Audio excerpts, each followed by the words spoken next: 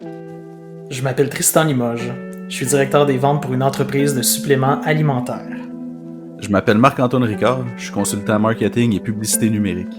On s'est rencontrés dans un contexte d'affaires, en pleine pandémie, et on s'est découvert une passion commune pour les martinis. Aujourd'hui, on te propose des discussions de bureau sur des sujets variés en lien avec les affaires en format 5 à 7 virtuel. Assis-toi confort avec un drink, mets tes écouteurs. Bienvenue à Entre deux martinis.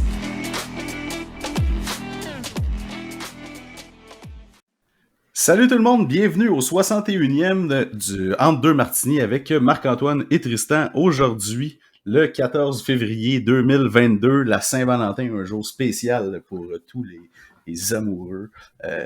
Nous, on est amoureux de martini, donc ça va très très bien. Et Tristan qui est avec moi, l'autre bord du micro, comment ça va Tristan? Ça va bien, toi? Ah ouais, ça fait un peu, écoute, c'est un peu un cri à l'aide ce que tu viens de dire, qu'on est amoureux des martinis, puis...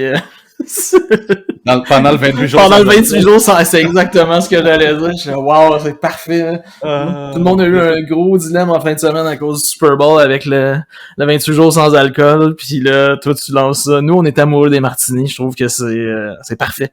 De toute façon, tout le monde sait que j'ai choqué lamentablement le 28 jours sans alcool au début du mois. Fait que... Ouais, la déconfiture s'est poursuivie en fin de semaine, de ce que j'ai compris. Fait que... Effectivement.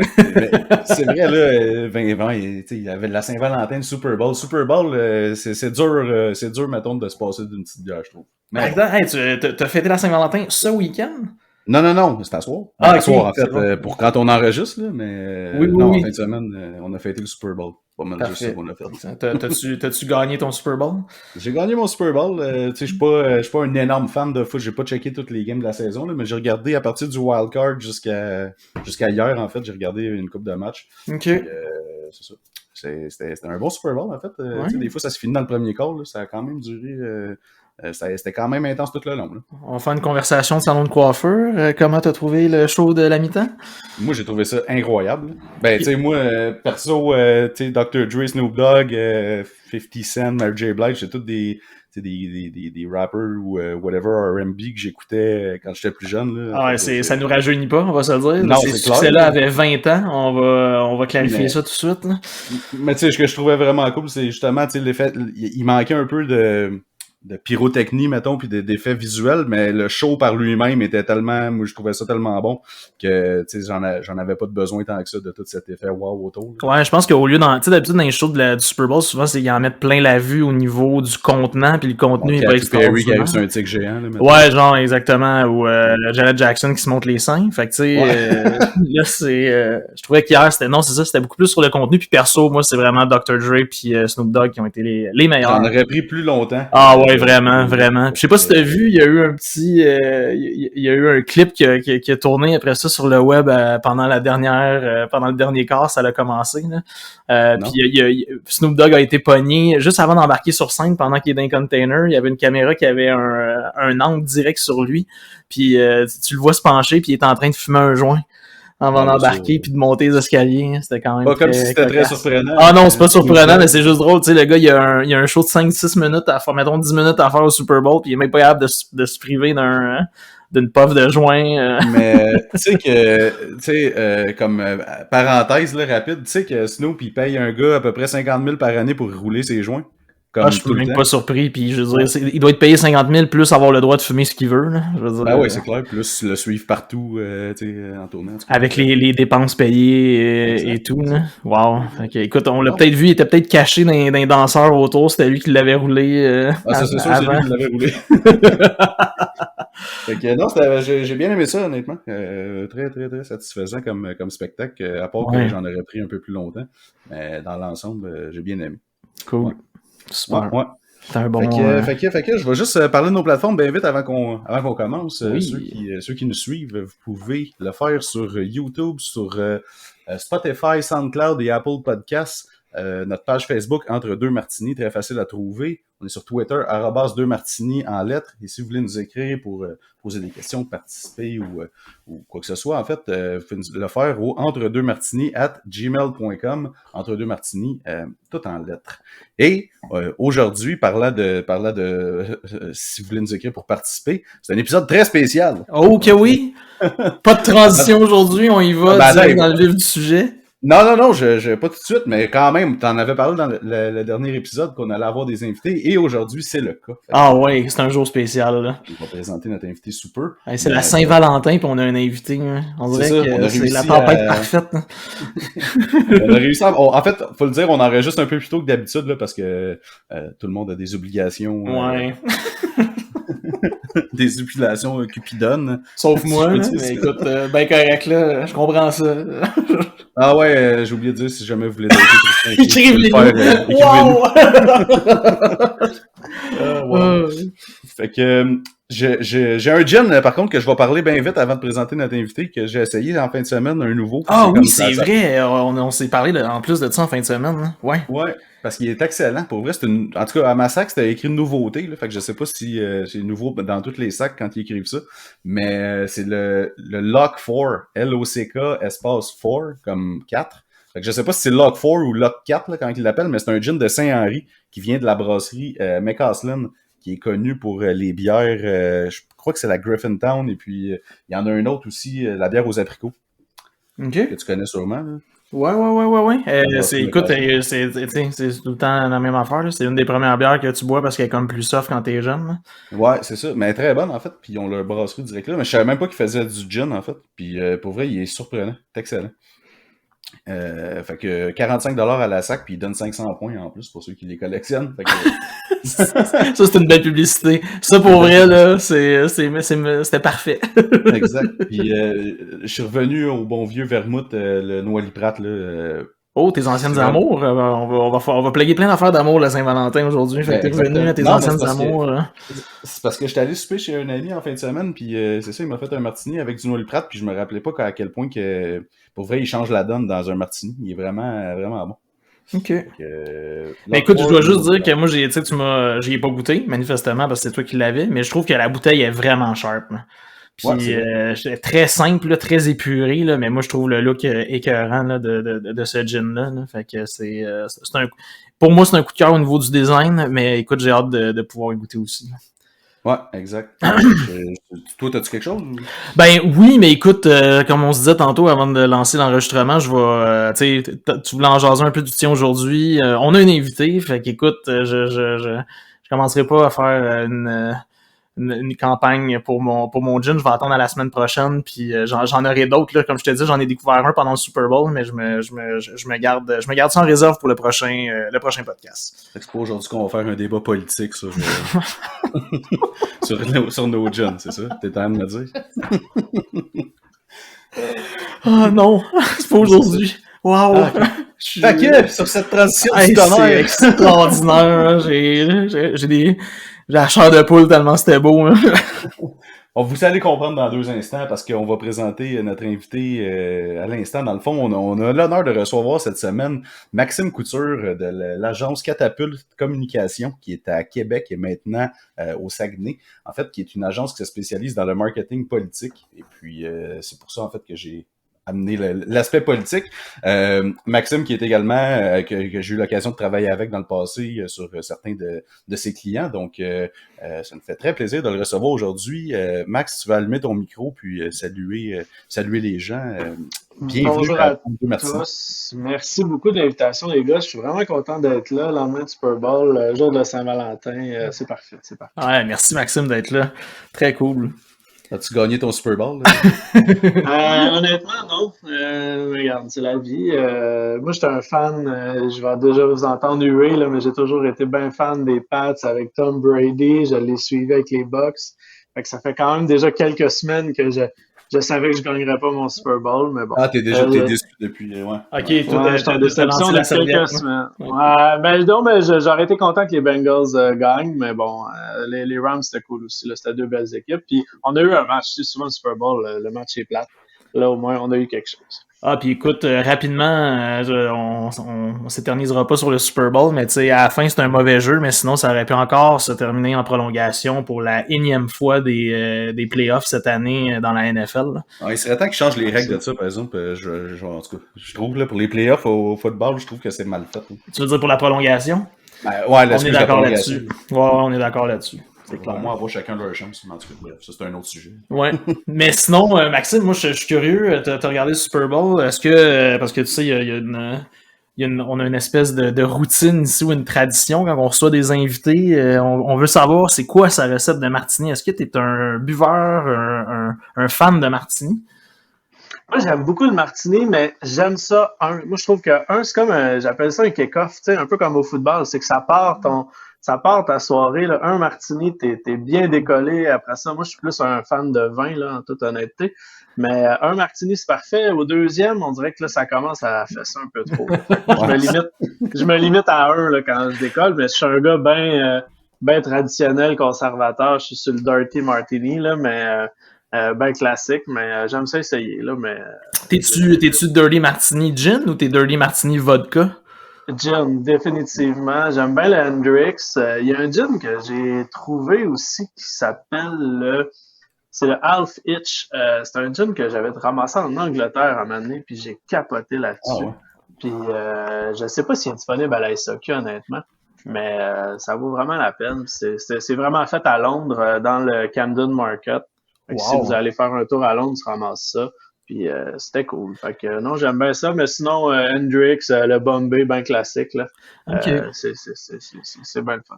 Bombay, il est jamais décevant, pour vrai. Non, c'est le passe-partout extraordinaire pour n'importe qui. Hein.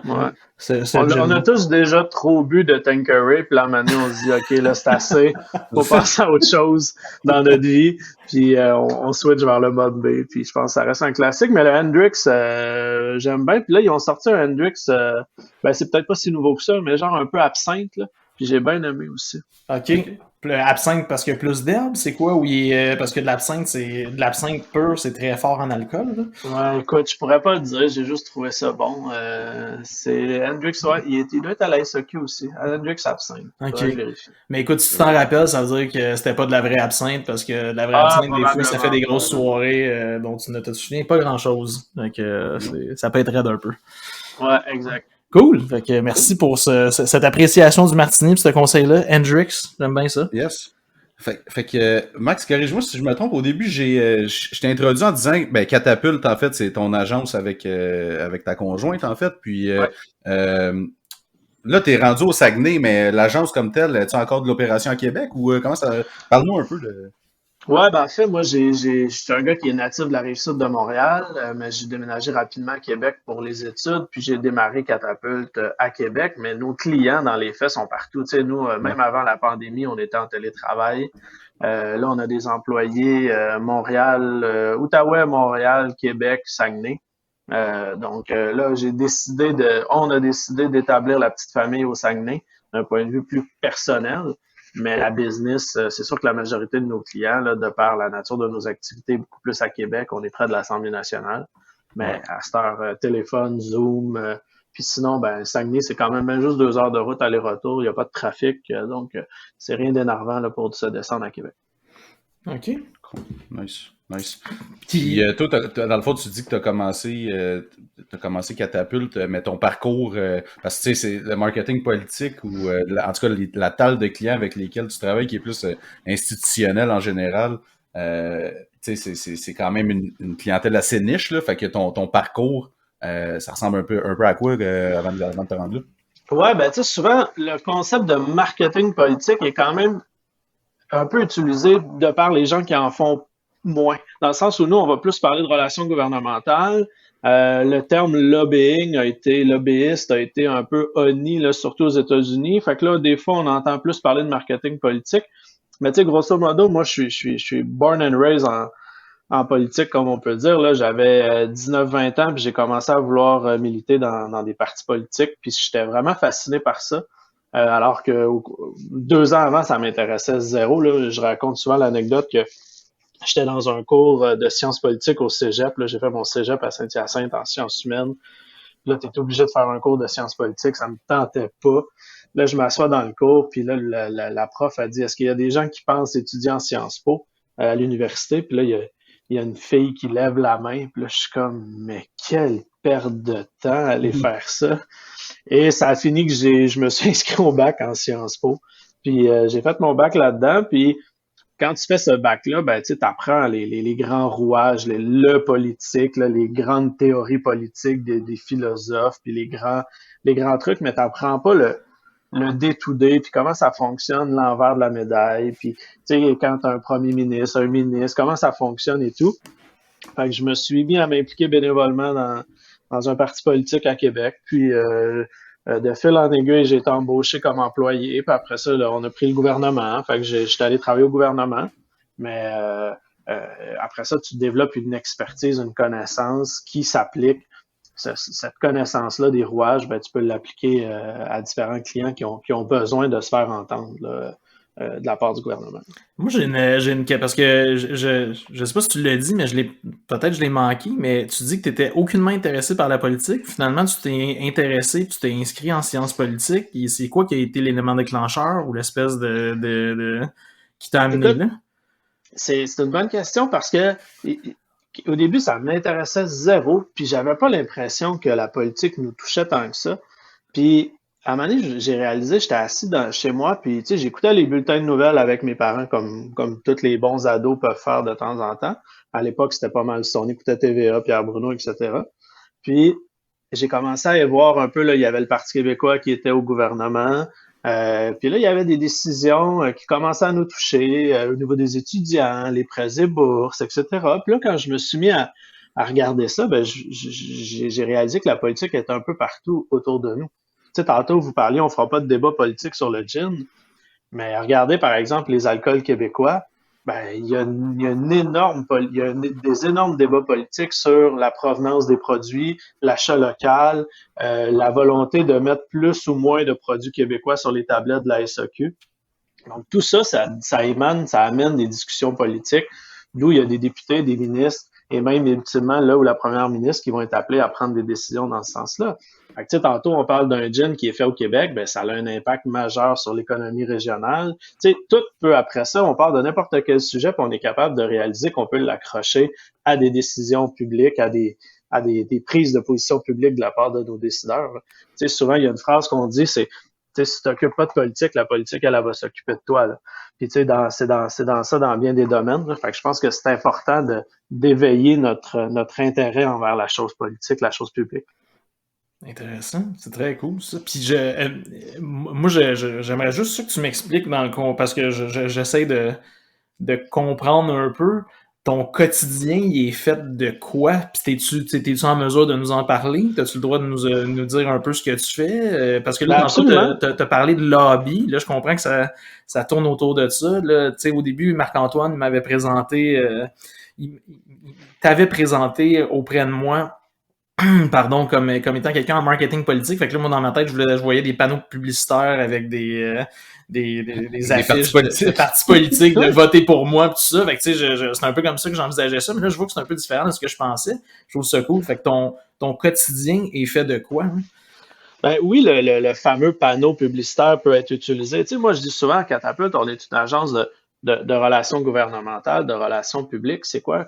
C'est qu'on réutilise l'ensemble des moyens de communication qu'une agence plus, entre guillemets, traditionnelle va utiliser. Donc, tous les outils de marketing qui sont mis à la disposition, mais on va l'appliquer dans un spectre, dans une fenêtre qui va être attachée aux politiques. Donc, il va avoir un objectif. Tu sais, nous, nos clients, je le dis, puis tu sais, je le dis pas péjorativement, mais on n'a pas d'entreprises qui veulent vendre, par exemple, du gin en B2C. Ça, on n'est pas là-dedans. Par contre, si l'association, par exemple, des producteurs de gin du Québec disait, ben là, on a de la difficulté à rentrer sur les étagères des SAQ, ils veulent pas nous rentrer, puis c'est un débat qui a eu lieu, pas nécessairement avec le gin, mais avec les alcools québécois, mais là, ils peuvent faire appel à nous. Puis nous, on va les aider à mettre en place une stratégie de communication, des outils de marketing pour faire en sorte de créer cette pression-là pour que, par exemple, la SAQ dise, ben, on va mettre plus de produits québécois sur les tablettes. OK. Mais là, étant donné que le gouvernement est un petit peu impliqué et tout, comment ça fonctionne au niveau du... C'est quoi? C'est des appels d'offres, j'imagine, que vous remplissez? Parce que vous n'êtes pas la seule agence comme telle qui fait ça. Fait que comment vous splittez le marché, mettons? Ben, en fait, nous, notre client, c'est pas nécessairement le gouvernement. Quoique, ça, c'est un fait un peu drôle, c'est que des fois, on a des organismes publics qui nous embauchent. parce que eux-mêmes veulent faire des représentations auprès du gouvernement sur certains enjeux. Puis quand on parle de représentation, c'est pas nécessairement d'obtenir un contrat. Ça peut être une modification d'un règlement, ça peut être le dépôt d'un projet de loi, ça peut être modifier un décret, par exemple. Donc, il y a plusieurs outils qui peuvent être appelés. Ça veut dire que c'est pas nécessairement un appel d'offres pour un contrat. OK. Ça peut être des idées, ça peut être un projet, etc. Ça peut être d'être amené à dire, ben OK, avant d'offrir, là je reprends l'exemple du gin, avant d'offrir un contrat aux producteurs de gin pour baisser leur coût de production, si on fait une modification pour rentrer plus de gin, ben ils vont en vendre plus, ils vont faire plus d'argent. Fait que pour le gouvernement, ça se fait entre guillemets à coût nul.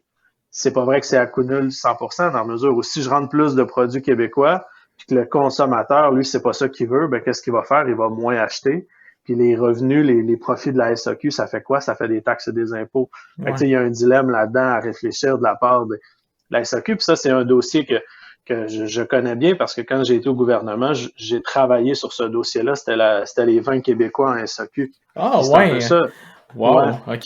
Fait que c'est un peu le dossier, c'est de dire, ben là c'est moins vrai qu'avant, mais là, 12 ans, à peu près, une dizaine d'années, c'était pas vrai que les vins québécois avaient l'immense cote auprès des consommateurs. Ça s'était encore en croissance, mais les gens continuent de croire, à tort ou à raison, qu'un vin rouge français est de meilleure qualité qu'un vin rouge québécois. Donc, à l'époque, si tu mets autant de vins rouges québécois, ben t'en vends moins que du vin rouge français. Mais après ça, si la SAQ fait moins de profit, ben c'est moins de revenus pour l'État, c'est moins de services publics, c'est des hausses de taxes ailleurs. Tu sais, fait qu'il y a toujours ce débat-là d'avoir. J'ai jamais vu de pub, me semble, peut-être que je me trompe, il y en a peut-être, mais mettons des pubs de vins québécois comme tel.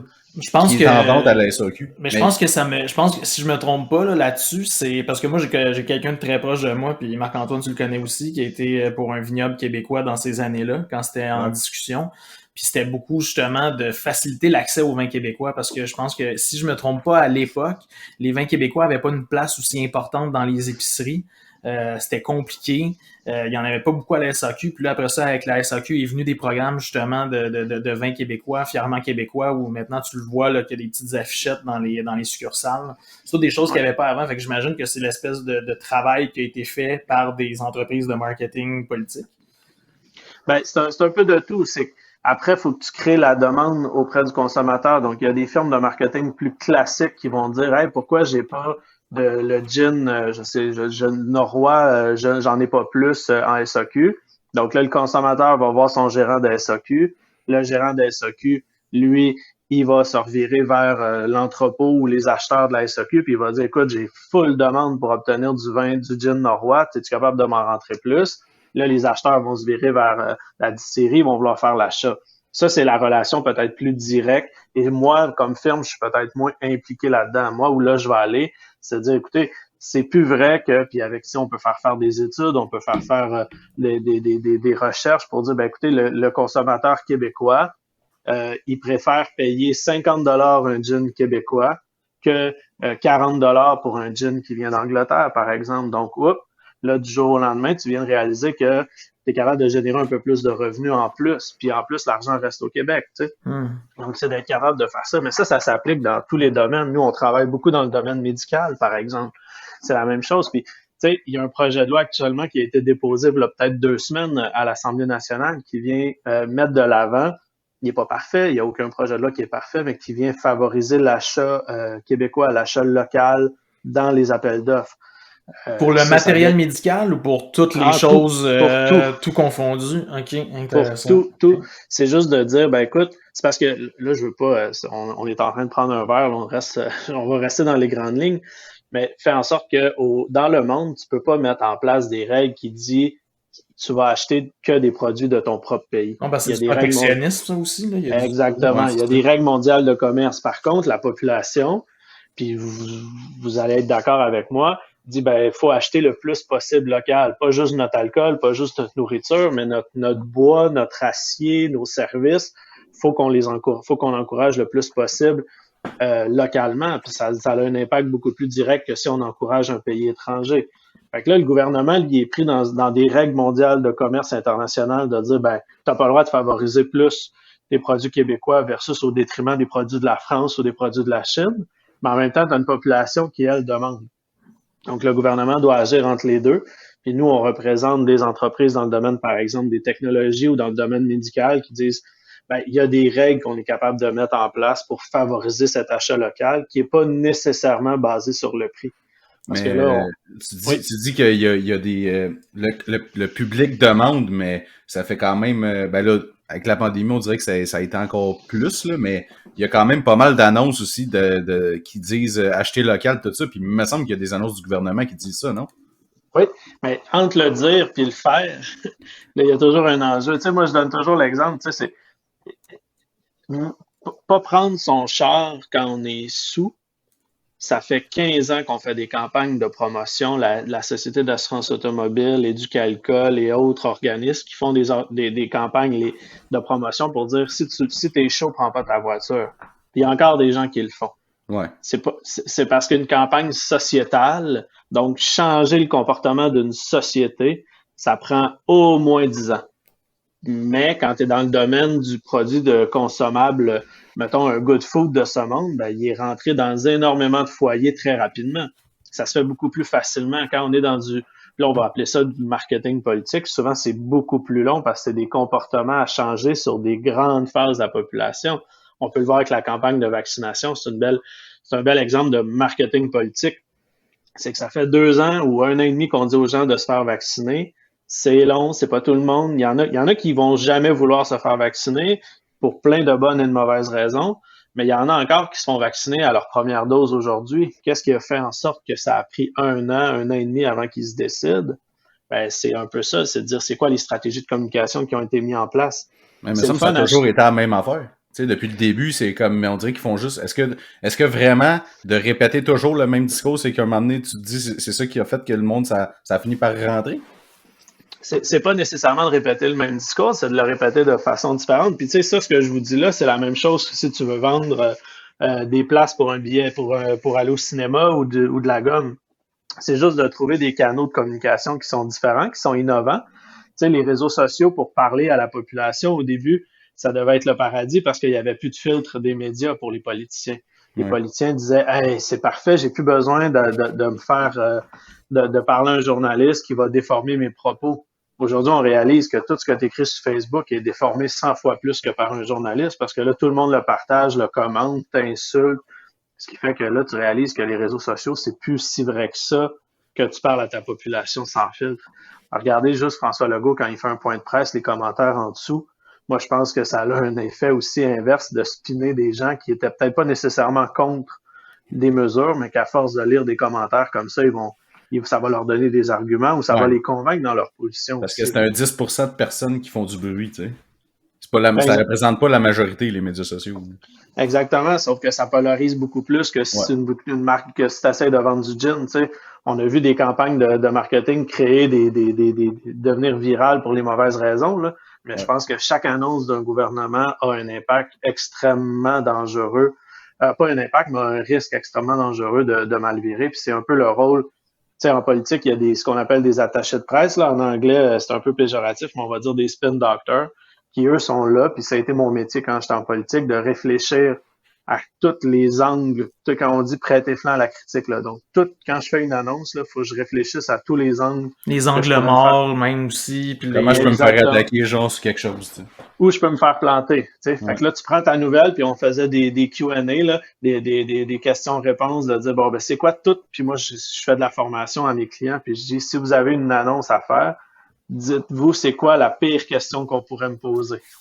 OK? Puis fais semblant qu'on te la pose, c'est quoi tu réponds? Puis la deuxième pire question qu'on peut te poser, puis la troisième pire, puis la quatrième, c'est comme ça que tu vas être prêt à affronter les médias puis les journalistes, puis maintenant, c'est la population en général, là, le devoir de répondre à l'ensemble de leurs questions. Moi, c'est sûr qu'annoncer pas sur les médias sociaux, genre à la TV et à la radio, ben là, t'enlèves l'aspect que les gens peuvent commenter à part tout seul chez eux. Mais j'ai une question vraiment très... Elle est pointue, la question, là, mais c'est quelque chose que je remarque. Tu sais, maintenant, ils annoncent, oui, ils font des annonces, ils font des points de presse, oui, t'as des annonces sur les réseaux sociaux, mais on a tout le temps cette espèce d'impression-là que l'annonce sort avant l'annonce.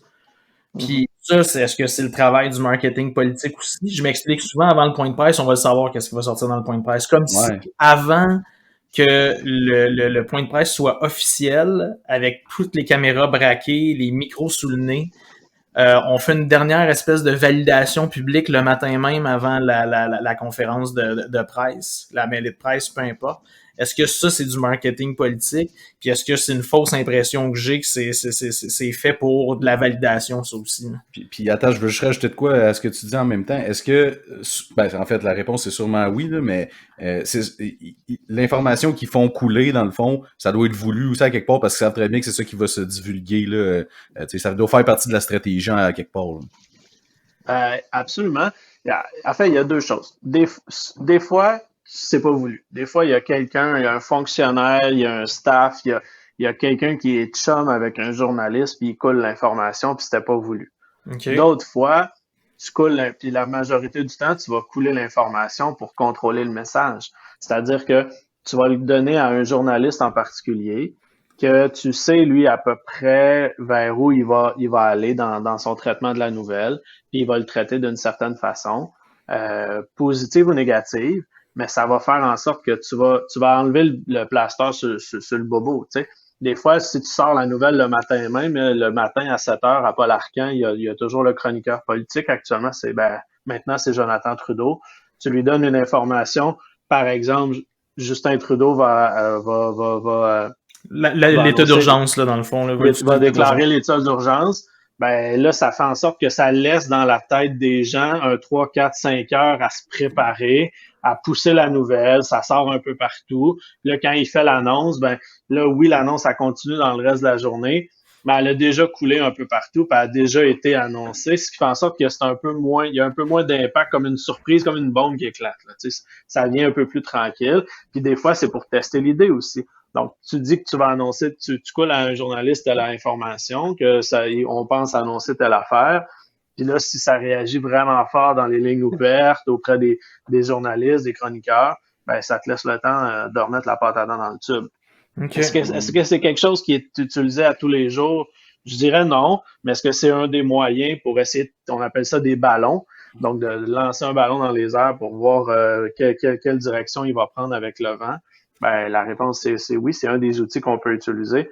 On n'a pas le temps en politique de faire des focus group comme une entreprise privée pourrait faire pour un produit, de prendre 2 semaines, puis de tester, puis de faire des focus group. Donc, c'est l'outil qu'ils vont utiliser, de dire, ben, on va lancer ça dans l'actualité, on va faire un ballon, on va voir comment ça réagit, puis après ça, ben, on va soit dire, ah, non, on s'en va pas vers là, comme on l'a vu à dire, est-ce qu'on met des mesures pour les non-vaccinés, par exemple, ben là, ils ont réalisé qu'il n'y avait pas assez d'adhésion selon leurs chiffres à eux. La taxe. Ouais, c'est ça, l'espèce de taxe COVID. Ben là, ils ont décidé de backtracker là-dessus. Est-ce que c'est juste à cause de ça? On ne le sait pas. Il y a peut-être des avis juridiques qui ont sorti, il y a peut-être d'autres informations.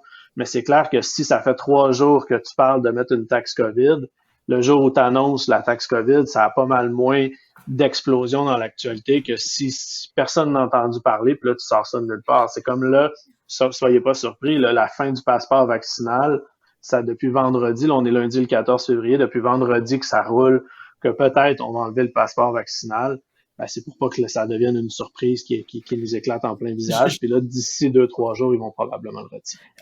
C'est sûr. Est-ce que... Et puis, écoute, tu trouves pas, puis en fait, ma première question, c'est une très petite question, très short. Est-ce que tu peux nous dire pour quel parti politique tu travaillais quand tu étais en politique? Oui, absolument, mais j'ai travaillé pour le Parti québécois. OK, parfait. Puis c'était à l'ère de Pauline Marois, c'est ça que je comprends un peu? Ouais, exactement. Je suis arrivé quand elle était... moi, j'étais là, arrivé comme chef de l'opposition. J'étais donc dans l'opposition.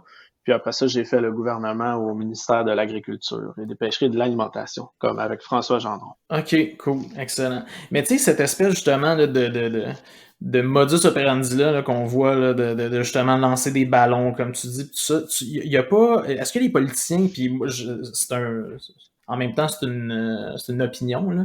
Est-ce que les politiciens sont conscients que ça alimente le cynisme aussi? Parce que, tu sais, il y a une espèce de... c'est comme si ça nous donne l'impression, je sais pas si c'est à tort ou à raison, que les partis gouvernent vraiment au diapason de l'opinion publique, puis prennent pas des décisions pour faire avancer la société. Il y a déjà quelqu'un qui m'a dit les politiciens maintenant sont payés, puis leur job, c'est de se faire réélire, pas nécessairement de faire avancer des débats de société, puis faire avancer la société comme telle. Écoute, il y a 2 volets à ta question. Est-ce que les politiciens sont en politique pour se faire réélire? Ben, c'est sûr que si tu veux changer des choses, il faut que tu sois élu. Ça, c'est la première chose qu'il faut toujours garder en tête. C'est que t'as bien beau, puis je veux dire, c'est un peu un running gag qu'on peut avoir au PQ, là, mais t'as bien beau avoir les meilleures idées du monde, si t'es dans l'opposition, tu changes pas tant de choses que ça, là, faut être honnête. Donc, il faut que tu prennes le pouvoir, puis pour prendre le pouvoir, il faut que tu fasses des concessions, il faut que tu fasses des compromis. N'importe quelle idée au Québec ou à peu près peut aller chercher 10 000 votes. Ça, je veux dire, tu dirais n'importe quelle niaiserie, il y aurait 10 000 gars, filles qui te suivraient. Okay. Ça, c'est une chose. Mais par contre, pour être élu, ça te prend 1 million de votes. Donc là, faut que tu ailles chercher l'adhésion de la population. Fait que c'est sûr qu'à un moment donné, il faut que tu sois conscient de ce que tu dis puis que tu fasses attention de ça. Mais après, moi, c'est là que je décroche un peu, c'est quand vous dites, ouais, mais là, tu sais, ils sont là pour se faire élire, puis je veux dire, ils s'en sacrent un peu. Ben, si ils se faisaient élire, puis après ça, ils parlaient plus à la population pendant 4 ans, puis ils faisaient juste décider de leur bord sans lancer des idées, sans consulter, sans essayer de trouver un consensus, ben ça, selon moi, c'est pas une démocratie. C'est que tu votes une fois aux 4 ans, puis tu oublies après ça. Moi, je pense que c'est le rôle du gouvernement d'essayer d'avancer dans une direction. Puis s'ils réalisent que la population ne le suit plus dans cette direction-là, de dire c'est beau, je vais reculer, puis je vais prendre une autre direction. Puis ça, c'est peut-être un peu le rôle des fois des médias de dire ah, le gouvernement a reculé sur sa promesse de blablabla. Ouais, mais je veux dire, il a reculé parce que le monde n'en voulait pas. Fait que c'est pas si grave que ça. Mais ça, ils le disent pas. Moi, je me dis, ben, je veux dire, je vais reculer. Oui, OK, peut-être que ça s'appelle reculer. Moi, je pense que c'est juste de dire, ben, on ira pas dans cette direction-là, on va changer de direction, puis on va aller vers quelque chose vers lequel la population veut plus. Il y a plus un consensus, puis il y a plus une acceptation sociale. Ben, exactement. Puis, tu sais, je le dis souvent aussi, c'est que les décisions faciles, ils ont toutes été prises. Là. C'est plus vrai qu'il reste des décisions faciles à prendre. Tout ce qui est à chaque fois que tu donnes une pièce à un groupe, une organisation, ben c'est une autre organisation qui l'a pas. Mais l'argent n'est pas infini. Quand tu prends une mesure, tu sais, si je rentre plus de 20 Québécois à SAQ, qui est contre ça? Personne. Tout le monde fait « Wow, bravo, quelle idée! » Par contre, dans 6 mois, si les revenus de la SAQ ont baissé, les profits ont baissé, c'est quel programme social que je coupe? Ah, là, c'est pas la même game, par exemple. Tu sais, c'est facile de dire il faut taxer les riches. Et où la ligne entre riches?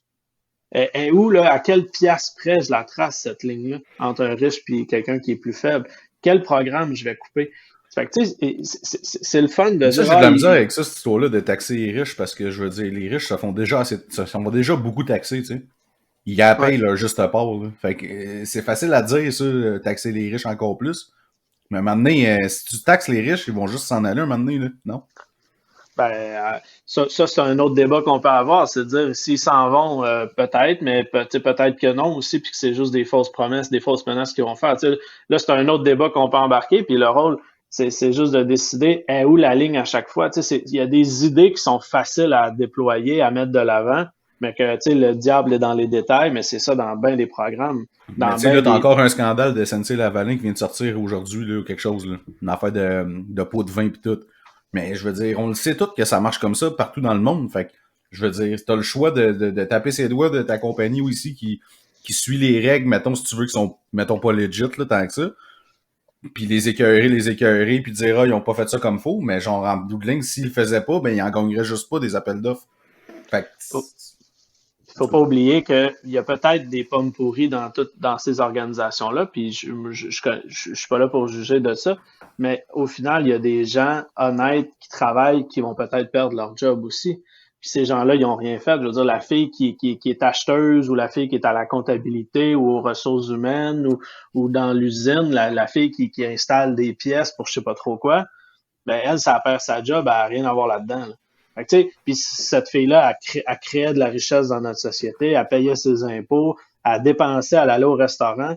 Tu sais, il y a un enjeu aussi là-dedans à réfléchir que ces là, je ramène ça un peu aux décisions politiques, c'est que c'est facile après ça de dire ah c'est un scandale puis ça n'a pas de bon sens, mais il y a des impacts à ces décisions-là qui touchent monsieur, madame, tout le monde après, puis il faut les avoir en tête quand on prend des décisions. Là. C'est sûr.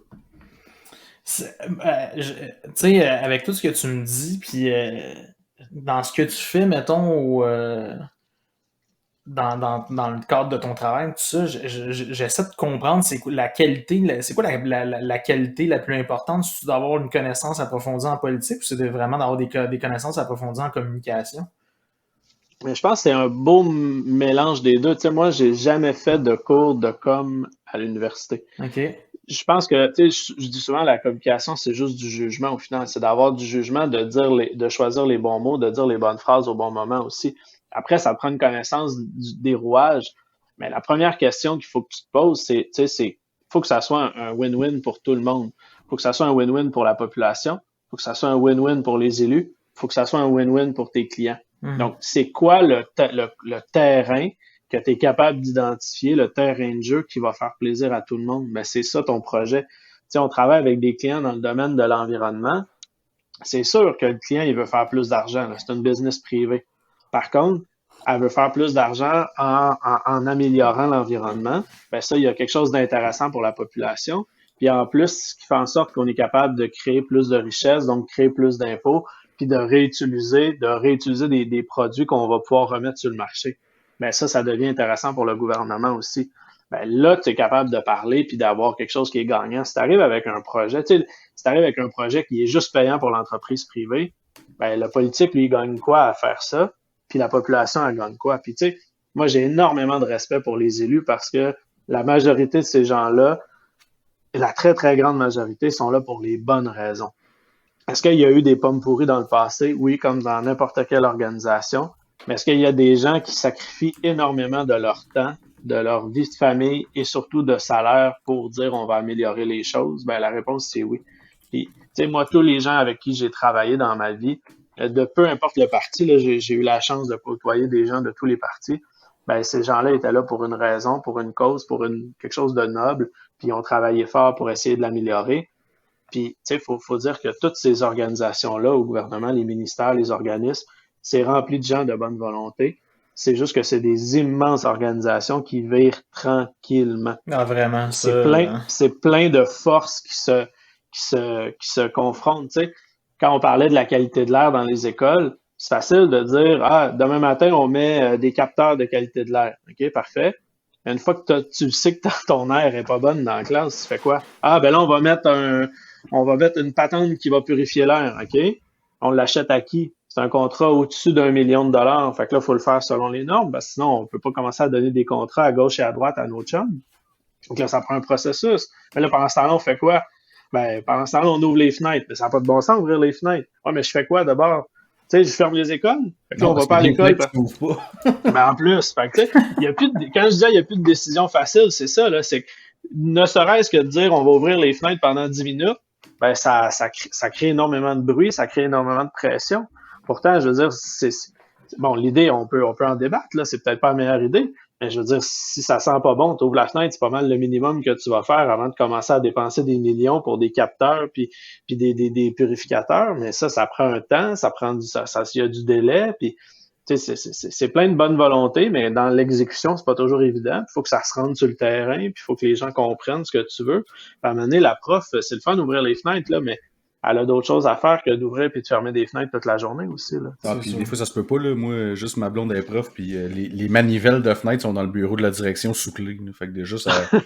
Tabarnouche. Wow, OK. Parce que c'est la géothermie puis tout, là. Fait que ça marche juste pas, ce plan-là. OK, mais... c'est une école plus récente quand même. Là. Ouais, récente. Fait qu'au moins, pour ce qui est du problème d'air, eux sont quand même legit, là, vu que l'école est récente.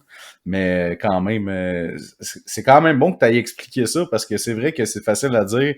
Mais qu'est-ce qu'ils font, tu sais, pourquoi ils achètent pas les échangeurs d'air, puis comme installez-les, là. Puis ce que le gouvernement disait, c'est ben là, on va envoyer des testeurs de CO2, puis après ça, il a comme rajouté, puis on va en installer comme ça impliquait qu'il allait en envoyer, mais qu'il allait pas toutes les installer. Fait que, en tout cas, personnellement, je l'ai trouvé un petit peu maladroit dans toutes ces interventions. Tu sais, la lecture que moi je fais de ça, puis tu sais, on peut se tromper, mais clairement, tu sais, l'appareil gouvernemental est beaucoup trop imposant. Puis dans l'appareil gouvernemental qui est trop imposant, je pense qu'il y a beaucoup trop de chefs puis pas assez d'Indiens. Il y a des syndicats aussi qui sont comme qui empêchent d'avancer, je trouve. Là. Mais bon, ça c'est pas une autre affaire. Peut-être que je me trompe. Écoute, ça reste de l'opinion rendue là. Mais puis Maxime, tu peux-tu nous dire, excuse, tu allais dire quelque chose?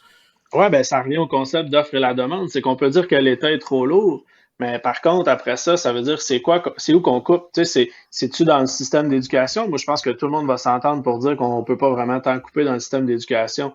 Donc, on peut dire, ouais, on va couper des employés, par exemple, d'un ministère qui sont pas nécessairement en contact direct avec les enfants. Parfait, je comprends. Mais quand on vient en place où là, on réalise que dans les écoles, la qualité de l'air est moyenne, c'est qui va le gérer, ce dossier-là? Tu sais, après ça, on va couper dans la santé. OK, non, on veut pas. Mais là, santé, éducation, puis le paiement de la dette, là. C'est les 3 postes de dépenses les plus importants. J'ai pas les chiffres sous les yeux, là, mais il reste plus tant de marge de manœuvre. Tu sais, quand on dit couper la graisse, là, ou couper le gras dans l'État québécois, là, je veux dire, c'est santé, éducation, puis paiement de la dette. Le paiement de la dette, là, on n'a rien à voir là-dedans, vous et moi, là, ça date de là, plusieurs années. Là, avec la COVID, ça va s'amplifier, évidemment. Fait qu'il reste santé, éducation, puis nous, comme société, on a décidé, puis là, on pourra en débattre aussi, que c'était ça nos 2 priorités. Fait que ça veut dire que c'est là qu'on va mettre l'argent. Mais ça veut dire que l'argent, le reste, l'argent va où? Ouais, mais t'as dit tantôt, tu sais, l'argent n'est pas illimité, mais à voir comment que ça se passe depuis 2 ans, on a l'impression que c'est plus que comme il y a de l'argent qui sort de on sait pas où, puis que tout va bien, puis let's go, puis on dealera avec ça plus tard. Fait que tu sais, comme je sais pas combien de temps qu'on va avoir à payer ça, mais j'ai comme eu l'impression que finalement l'argent était peut-être pas si limité que ça. Je sais qu'on a emprunté, mais on a emprunté à qui, tu sais? Ben, c'est sûr que dans ces situations-là, ça devient pas mal plus abstrait, là. C'est plus dur à comprendre quand tu te mets à emprunter sur les marchés mondiaux et tout. Puis même moi, je suis pas le bon gars pour en parler. Mais c'est clair on va payer ça durant longtemps. Puis à un moment donné, il va falloir faire des choix aussi. C'est faut pas oublier qu'avant la COVID, on était dans des années où la croissance économique, elle était extraordinaire. Les taux d'intérêt étaient bas. Tout le monde a une job. Tout le monde dépense. Tout va bien. Là, on a la COVID. Ben, tu sais, c'est sûr que c'est des phases, hein. Il y a des crises économiques. Puis à un moment donné, hop, là, on commence à couper les programmes sociaux, puis on commence à enlever des subventions. Puis, tu sais, on l'a vu, là, il y a plein de textes qui sortent que là, les restaurants redécollent, là, mais que dans 6 mois, quand ils vont avoir coupé l'aide financière et tout, il y a énormément de restaurants qui risquent de fermer parce qu'ils vont réaliser que, malheureusement, le niveau sera peut-être pas revenu au niveau d'avant, puis que les coûts des aliments ont explosé, puis ça a un impact. Puis évidemment, à un moment donné, les gens, ils voudront pas payer 22$ pour 2 œufs bacon au restaurant, là. Donc, tu sais, ça risque d'avoir un impact. Là, on va le voir dans les prochains mois, les prochaines années. Mais c'est vers qui que ces gens-là vont se retourner après si jamais ils ont des difficultés? Ben, c'est vers le gouvernement. Mais en même temps, on dit, faut couper le gouvernement. Ouais, mais tu vas être content qu'il soit là pour te donner de l'assurance emploi qui, évidemment, te paye en bonne partie. Là. Je dis pas que c'est juste l'État-providence, mais qu'après ça, que tes enfants vont pouvoir aller à l'école à relativement faible coût, même si tu n'as pas trop de travail. Tu sais, faut pas oublier que le gouvernement, il est là quand ça va pas bien aussi. Là. Je comprends. C'est vrai. On le voit depuis 2 ans, là, au début, je sais pas si tu te souviens au début, là, quand ça a commencé, l'opinion, en tout cas, moi, mon cercle proche, tout le monde, c'était comme, OK, ils gèrent ça comme des chefs, là. Malgré tout ce qui se passe, là, ils s'en sortent vraiment bien, t'avais tout ça, puis là, plus le temps avançait, plus ça a duré, puis là, un moment donné, t'as comme eu l'écœurement et tout, fait que puis les gens sont comme commencé à être tannés, puis là, à remettre en question ce qui se passait, mais c'est vrai qu'il y a eu plein de programmes qui ont été mis, tu sais, la PCU, on peut en dire ce qu'on en veut, c'est sûr qu'il y en a eu des crosseurs qui en ont profité puis qui s'en sont mis des poches qui n'auraient pas dû, mais il y en a aussi qui en avaient vraiment de besoin, tu sais. Fait que c'est vrai qu'il était là quand même quand les gens en avaient besoin. Qu'on soit d'accord ou pas avec, ou que notre allégeance politique soit pour ce gouvernement-là ou pas, ils ont quand même fait de quoi qui, s'il y avait rien fait, ben il y aurait pas mal plus de monde dans la merde que ça. On dit souvent qu'en politique, tout ce qui traîne se salit. Puis c'est un peu ça qui arrive. C'est que une crise, si la crise elle avait duré 6 mois, 8 mois, 9 mois, ça aurait été des héros. Je pense que M. Legault, effectivement, aurait été considéré comme quelqu'un qui avait de très, très, très bonnes chances de se faire réélire aux prochaines élections. Mais évidemment que là, plus ça tarde, plus c'est long. Tu sais, dites-vous, quand il dit que c'est la santé publique, là, ben souvent, il voudrait peut-être aller plus vite que la santé publique. Puis à un moment donné, ben, si ça se revire contre lui, à un moment donné, ben, et on va dire pourquoi tu n'as pas écouté la science, puis pourquoi tu t'en es pas retourné vers la santé publique, etc. Donc, tu sais, c'est pas évident. Ils ont aussi, sinon plus hâte, là, moi je parle avec des gens dans les cabinets politiques à tous les jours, là, ils ont hâte de passer à autre chose, ils ont hâte de traiter des projets porteurs, pas mal plus facile de se faire élire quand tu as des projets d'investissement, quand tu crées des emplois, quand tu augmentes des salaires, quand tu donnes des subventions. Pas mal plus facile de faire des coupures de ruban pour gagner des votes que d'être obligé de gérer des passeports vaccinaux en fonction d'un temps de pied carré, puis d'ouverture de restaurants de telle heure, puis les bars, puis tu sais, il sait là dans quoi il est pris, puis ça lui fait pas plaisir, puis je pense que tu deviens pas premier ministre pour gérer ce genre de crise-là. Tu es là pour créer de la richesse, pour développer, pour améliorer la prospérité du peuple que tu gouvernes. Ouais. Je pense pas je pense que pendant 6 mois, là, il a surfé sur un capital de sympathie, mais qu'après, il avait vraiment hâte de passer à autre chose. Non, c'est clair. Puis tu sais, c'est facile quand t'es dans l'opposition, c'est ça ta job de faire mal paraître, mais tu sais, en bout de ligne, personne assis dans le même siège aurait fait mieux nécessairement. En même temps, je dirais que l'opposition a été quand même silencieuse d'un début. Là. Il s'est pas... Au début, je pense qu'il agissait de manière, tu sais, on s'élève en haut du débat, puis on est tous soudés ensemble dans cette crise-là. Puis là, après, ben, là, le roc a commencé à fondre et... rappelle-toi, là, ça va bien aller. Tu marchais dans la rue, il y avait des dessins d'arc-en-ciel dans tous les fenêtres. Tu sais, tout le monde pensait que ça durerait pas si long, puis puis après ça, les arc-en-ciel sont devenus plus vieux, je te dirais, assez rapidement. Ouais, ça va vite. On est passé à autre chose, puis je pense que là, les oppositions, ils commencent à trouver des failles dans d'autres activités, tu sais, dans d'autres, pas d'activités, mais dans d'autres domaines, puis ils vont être capables de tu sais, on est en campagne électorale. Si c'est pas fait cette semaine, dans 2 semaines, d'ici 1 mois, on va pouvoir dire que la campagne électorale va être commencée. Là, après le budget qui va être déposé d'ici 1 mois, les partis vont se mettre en mode préélectoral. Là. C'est quoi ton... tu sais, rapidement, là, parce que c'est sûr, tu peux pas faire un exposé là-dessus de...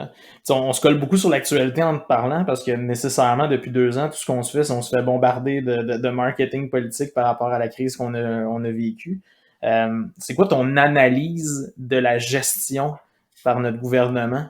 Puis, tu sais, froidement, là, pas un exposé de 3 heures là-dessus, là, mais comment tu trouves qu'ils ont navigué? Puis, tu sais, il y a quelque chose qui a sorti dernièrement que j'avais vu qui m'avait un peu surpris puis ébranlé.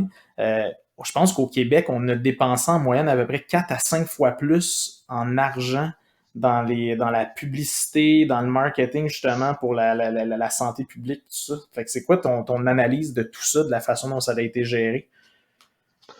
Écoute, moi, je n'embarquais pas dans l'éditorial de la chose non plus parce qu'il y a eu des bonnes et des mauvaises décisions, puis bon, ça a quand même un impact sur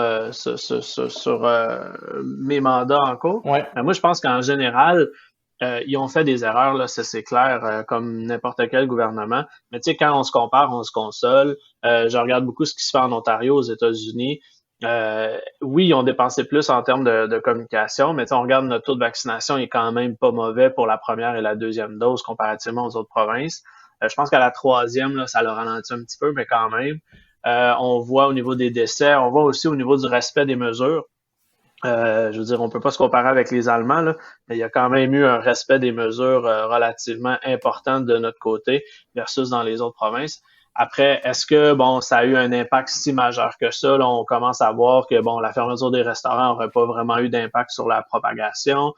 Faut savoir aussi que Omicron a été extrêmement rapide, mais au début, on le savait pas si c'était si grave que ça. Là, on commence à réaliser que bon, Omicron était peut-être pas très méchant au final, mais les autres souches de COVID étaient extrêmement dommageables. Puis bon, ça, on paie un peu le prix de notre système de santé qui était défaillant depuis plusieurs années aussi, là.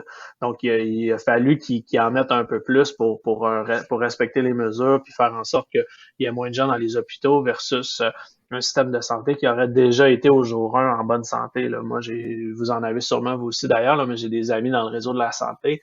Ils n'étaient pas en vacances le 15 janvier 2020. Là. Ils étaient déjà dans le jus épuisé.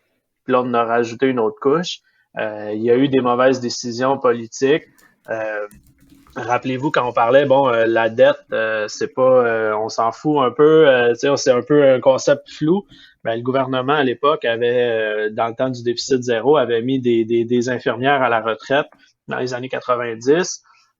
Puis on dit que c'est depuis ce moment-là qu'il y a vraiment eu un impact sur le réseau de la santé, c'est qu'il y a trop d'infirmières qui sont parties à la retraite à ce moment-là. Pourquoi il avait fait ça? Pour sauver de l'argent, pour l'appliquer sur la dette. Bon, Après ça, une fois que c'est dit, on réalise 20 ans après que c'était peut-être pas la meilleure décision. Pourtant, à l'époque, ça semblait être celle, avec les facteurs qu'ils avaient à l'époque, avec les indicateurs qu'ils avaient, être la meilleure décision de dire, on va réduire un peu le nombre d'infirmières, ça va générer une marge de manœuvre financière qu'on va pouvoir appliquer sur le paiement de la dette. Intéressant. OK. Ça doit quand même être un monde de... Moi, je veux juste savoir...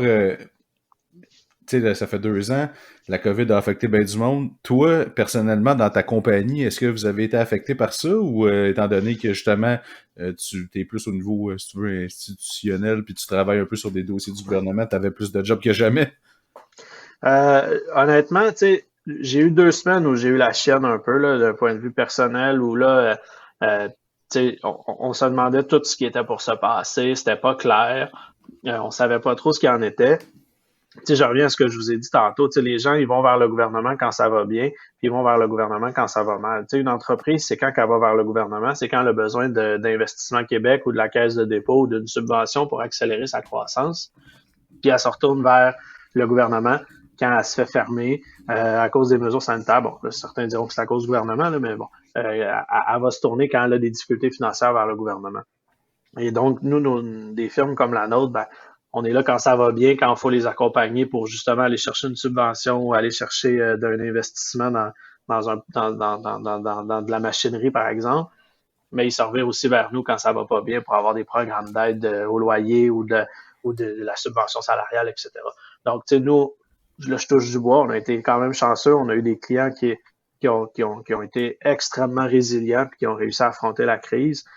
Qui ont réussi à se retrousser les manches et à travailler. Il y a eu un changement des mandats qu'on a eu. Tu sais, on est passé de « j'aimerais ça que vous investissiez dans notre entreprise pour faire l'acquisition de telle machine qui va accélérer notre productivité » à j'ai un manque de cash flow, je finirai pas dans 3 mois, comment vous pouvez nous aider, là?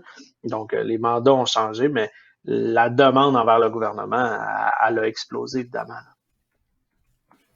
Quand même. Fait que finalement, ça n'a pas été si pire. C'est sûr qu'au début, tout le monde ne savait pas trop là, comment ça allait se passer, mais tant mieux si ça s'est bien passé de votre côté. Je vais ramener ça un peu plus léger parce qu'on a comme sauté par-dessus ça au début puis on est vraiment rentré dans le vif du sujet. Mais c'est quoi qui t'a amené à créer ta boîte, en fait? Puis, peux-tu nous donner une idée de ton... Parce que là, tantôt, on parle beaucoup de gouvernement, mais là, tu nous dis que c'est pas juste du gouvernement, c'est pas juste du public, t'as d'autres clients. C'est quoi ton spread, ta répartition de clientèle public-privé, à peu près? Hein? En fait, nous, la majorité des clients, ça va être des associations, des villes, des entreprises de taille assez importante, où justement, si c'est des plus petites entreprises, ils vont faire affaire avec nous par l'entremise de leur association, qui veulent faire des représentations auprès du gouvernement. Donc, ils veulent se faire entendre. Fait que, je te dirais, là, on travaille beaucoup en santé, en éducation. Puis, tu sais, par exemple, dans le domaine de la santé, Clic Santé, qui est la plateforme de vaccination, c'est un de nos clients notamment. Donc, tout leur accompagnement qu'on a fait au niveau des relations publiques puis au niveau des relations gouvernementales pour faire en sorte de faciliter les échanges entre le gouvernement puis la plateforme, on a fait partie de ça, en tout cas une portion, bien noblement. On va travailler en éducation, par exemple, l'association des directions d'école. Donc, toutes les directions d'école primaires, secondaires, publiques, dans différentes régions du Québec, là, sont membres de l'association des directions d'école. C'est un de nos clients. Ça a été un de mes premiers clients, en fait. Là, fait que ça fait 11 ans que Catapulte existe. OK. Ça a été un de mes premiers clients. Puis on va travailler beaucoup en environnement aussi, là, sur différentes entreprises ou des groupements là, qui visent à protéger l'environnement, là, notamment Réseau Environnement, qui regroupe une foule d'entreprises dans le domaine de l'environnement pour mettre en place des mesures qui vont venir mieux protéger l'environnement, mais soutenir aussi les entreprises environnementales au Québec, notamment. OK. Puis j'ai compris. C'est assez varié. Puis là, c'est la Saint-Valentin. Fait que j'ai compris que tu étais avec ta conjointe dans l'entreprise. Ouais. Avez-vous fondé ça ensemble ou c'est venu avec le temps? Comment ça s'est fait? Écoute, moi, j'ai travaillé en politique. Après ça, je suis allé faire un détour d'1 an dans une agence. Je la nommerai pas parce que j'ai détesté mon séjour dans l'agence. J'ai vraiment... Okay. Ça a été... Moi, je sais c'est laquelle. Ah non, mais là, on veut pas de name drop. Là. C'est une règle à la maison, ça. Ah, c'est ça, exact. Ouais. Fait que je la nommerai pas, mais j'ai détesté ça. J'aurais pu tomber en dépression. Vraiment pas heureux. 1 an. Et ils ont fermé la division relations gouvernementales après un an. Fait que j'ai été congédié. Puis ça a été la plus belle affaire qui m'est arrivée d'être congédié. Ça m'a donné le coup de pied aux fesses pour fonder Catapulte. Au début, c'était en 2009. OK. 2009-2010, j'étais vraiment tout seul. Puis j'avais juste l'insouciance de pas savoir dans quoi je m'embarquais. Il y avait rien de noble. Là. C'était juste comme, je suis capable de le faire dans une agence, je suis capable de le faire tout seul. Puis j'ai dit, je vais m'essayer. Puis j'ai eu un premier client très rapidement. Après ça, un deuxième, un troisième. Puis en 2014, on a gagné un appel d'offres assez gros. Puis Sophie a décidé, ma blonde, de se joindre à nous. Fait qu'elle est devenue associée avec moi. OK. On a eu d'autres projets en parallèle d'entreprises technologiques là, qu'on a vendus dans les années qui ont suivi. Puis depuis 2019, là, on a vraiment développé Catapulte à fond la caisse. Puis là, on est rendu une dizaine dans l'équipe, une belle équipe jeune, vraiment le fun. Puis c'est à peu près tous des gens qui ont travaillé en politique, soit dans les cabinets des différents partis, là, qui ont une bonne connaissance. Puis on mène notre expertise là, de l'avant là, auprès de toutes ces entreprises-là qui ont besoin de se faire entendre du gouvernement. Puis, tu sais, ça sonne des fois, comme je dis souvent, ça sonne un peu négatif de dire hey, je veux me faire entendre du gouvernement, mais nos clients, c'est toutes des belles causes, c'est toutes des belles idées. C'est juste de dire, à un moment donné, le gouvernement, il y a tellement de priorités qu'il faut qu'il en choisisse. Quand tu parles de dire, on va venir aider les directions d'école, je pense que tout le monde s'entend que dans le réseau de l'éducation, ils sont à bout, sont vraiment épuisés. Mais une fois que tu as dit ça, comment concrètement tu peux aider les directions, les profs, le personnel de soutien aussi, qui est extrêmement important. À un moment donné, il faut qu'ils se fassent entendre, il faut qu'ils se fassent connaître des revendications de la part du gouvernement. Très cool. Puis écoute, moi je suis juste curieux. C'est quoi c'est une question comment je dirais ça, c'est bien anodin. C'est quoi le pire mandat, les pires affaires que tu refuses complètement d'avoir? Y en a-tu des choses que tu veux pas toucher du tout? Ouais, en fait, de par la nature de notre travail, on a fait beaucoup de gestion de crise. On n'a pas abordé, on pourra faire un autre podcast à un moment donné si ça vous tente, c'est la gestion de crise. On ne l'a pas abordé. Ça pourrait être pas pire, en effet. Ça pourrait être vraiment pas pire. Wow, ouais. OK. Mais tu sais, c'est sûr qu'en politique, on dit souvent, la gestion de crise, c'est à tous les jours. Hein. Fait que il y a toujours un scandale dans l'actualité. Fait que tu développes une certaine force de gérer de la merde en bon français. Tout le temps un influenceur à tout là.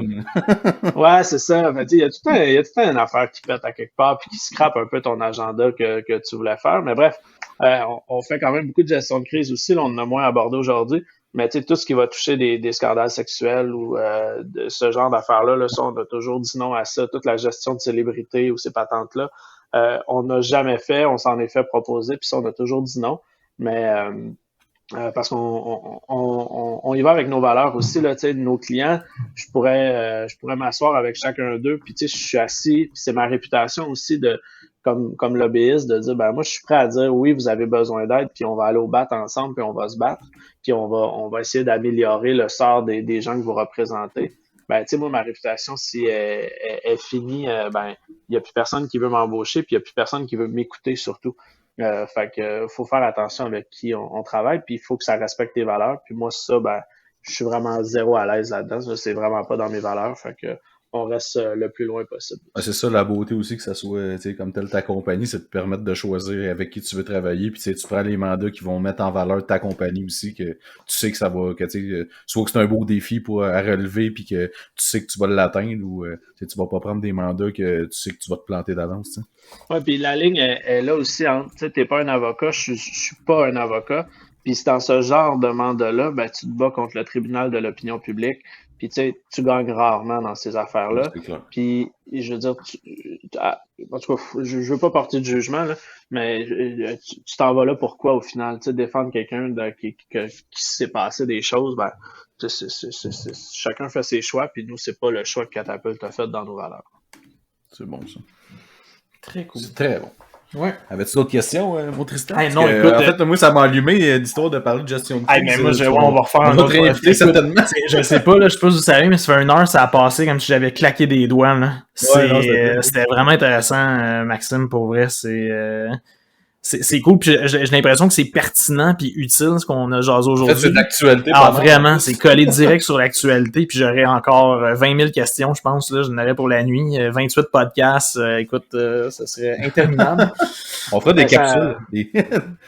Ça fait plaisir. Écoute, moi, comme je dis souvent, tu sais, il me semble que je dis toujours ça depuis dans le podcast, comme je dis souvent, comme si je répète toujours les mêmes affaires, mais tu sais, le marketing politique ou les relations gouvernementales, c'est pas différent des autres formes de marketing. C'est de prendre les mêmes outils, prendre les mêmes affaires qu'on est capable de faire mais de l'appliquer à une idée politique, à l'appliquer à un aura qu'on veut mettre dans l'actualité politique. Puis on parle à des journalistes, on parle à des influenceurs, on parle à des gens qui vont être capables de changer un peu le vent de bord, un peu comme on va faire dans n'importe quel autre produit. C'est juste que souvent, c'est des causes que on entend plus parler parce que c'est dans les premières pages du journal, mais c'est pas différent. Il y a tout le temps un aspect, tu sais, le marketing et psychologie, ça va quand même très de pair, là, parce que du marketing, c'est quand même la psychologie humaine de jouer dans l'opinion, puis que ce soit pour un produit ou une cause ou peu importe, c'est quand même de jouer dans l'imaginaire des gens. Fait que, deux compagnies qui font du gin vont se battre d'une certaine façon, mais les deux font 2 excellents produits. C'est juste que c'est 2 forces qui s'affrontent, mais c'est la même chose en politique. C'est pas un bon, un mauvais. C'est 2 bonnes idées, mais il faut qu'ils s'affrontent pour savoir laquelle va être capable de s'imposer. Exact. J'adore qu'on utilise le gin comme analogie depuis le début. C'est malade, là. Ça me parle tellement. On dirait que j'ai tout compris ce que t'as dit grâce à ça. C'est fou. On dirait que t'as plus soif encore. Ouais, je me retiens depuis tantôt. Maudit 28 jours. 28 jours sans alcool sur tes clients, ça, Maxime? Parce que je voudrais pas qu'on te fasse mauvaise presse en disant qu'on les écoute pas pantoute, puis Non, je te l'ai dit, il faut que ça respecte mes valeurs, puis sans alcool, ça respecte pas mes valeurs. Oh, c'est bon. Prenez des notes. Cool. Fait que, écoute, si on n'a pas d'autres questions, moi, est-ce que, Maxime, prends-tu, d'un coup, quelqu'un écoute, prends-tu des clients encore? Est-ce que tu veux qu'on mette, donner tes coordonnées? Oui, ben absolument. Si vous allez sur catapultecommunication.com, catapulte.québec aussi, là, vous pouvez avoir toute notre équipe, vous pouvez les rencontrer, puis on peut se parler, puis ça va nous faire plaisir si jamais vous avez des besoins de voir ce qu'on peut faire pour vous. Parfait, fait qu'on va mettre définitivement dans les notes de l'épisode ton site web, puis si tu veux-tu que je mette ton courriel aussi, s'il y en a qui veulent t'écrire ou... Mais tout, mon LinkedIn, mon courriel. Go. Ça. On va tout mettre. Fait que, merci encore pour vrai, c'était vraiment un super épisode. Bien content que tu aies accepté de venir nous parler aujourd'hui. Je pense que les gens vont être bien contents d'avoir écouté ce que tu as à dire. Puis, ça nous a fait découvrir un petit peu de la face cachée, si tu veux, des coulisses de ce qu'on voit au quotidien dans le gouvernement. Ouais, puis ça m'a fait bien plaisir. C'est un rendez-vous assuré pour un autre podcast, ça c'est clair. Yes. Certain. Avec plaisir, guys. All right. Fait que sur ces belles paroles, Tristan, est-ce que tu avais, toi, un mot de la fin? Oh boy, j'ai tellement de mots dans la tête avec tout ce qu'on a entendu aujourd'hui. Je vais dire gin, parce que je sais pas, là, c'est bon. C'est ce qui me reste en tête. C'est bon. Fait que sur ces belles paroles, on va vous dire une bonne Saint-Valentin. On va vous souhaiter une bonne Saint-Valentin. On va vous souhaiter des bons 5 à 7 aussi, des bons martinis. Puis on se dit à la semaine prochaine. Merci. Bonne semaine. Bye.